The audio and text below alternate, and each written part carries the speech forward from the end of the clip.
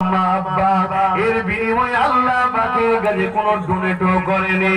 আরে ময়া দয়াময় আল্লাহ তোমাকে আমাকে বড় ভালোবেসে এই দুই হাত দিয়ে জমিনে পাঠিয়েছে যাতে করে বান্দাকে কারো মুখাপেক্ষী না হতে হয়।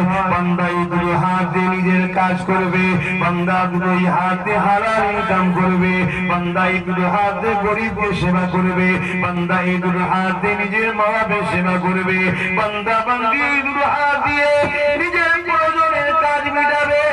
আবার এই দুই হাত দিয়ে বান্দা বান্দি আমি আল্লাহ আমার কথা কোরআন শরীফকে এই দুই হাত দিয়ে মজবুত করে ধরবে।